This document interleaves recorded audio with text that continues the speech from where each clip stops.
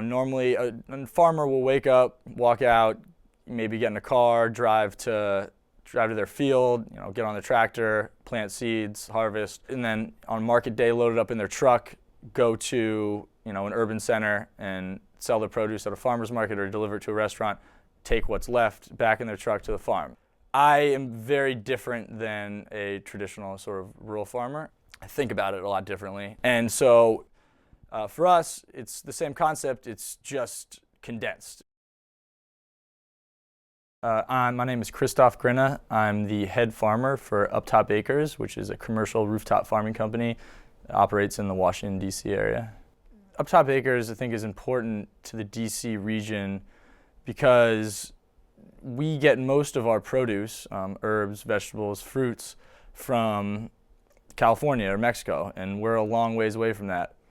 And when you think about urban agriculture, your main constraints are space. You need arable land. And then if you can find arable land that's not contaminated, that land's probably going to be extremely expensive. And farming is not a high profit margin business. So you're pretty much out of luck at that point. And so you need to find new places that are underutilized where you can add value to start practicing urban agriculture, and that's why we have looked to the rooftops.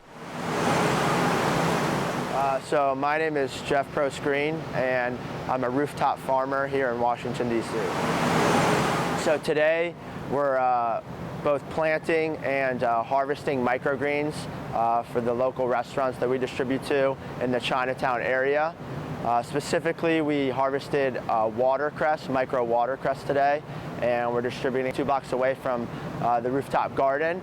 The produce is harvested and distributed to the restaurant within an hour. We try and make it as fresh, local, and tasty as possible. So it gets to usually the garden to the plate within a matter of hours. From the food perspective, we need to produce a whole lot more food in urban areas.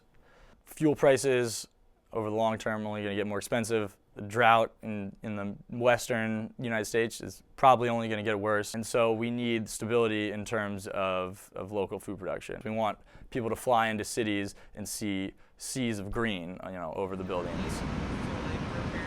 Jeff, Kathleen, and I, we all went to Wilson High School together up in Tenleytown, and we all sort of coalesced around this idea of where our food comes from, how can we change the city that we grew up in for the better, have an impact. My family lives here, my friends' families live here, and I feel a real need to improve it for them and for their children and then for my friends' children. And I think that is truly the way that coalitions will be built and real change will happen, is if people feel a sense of place.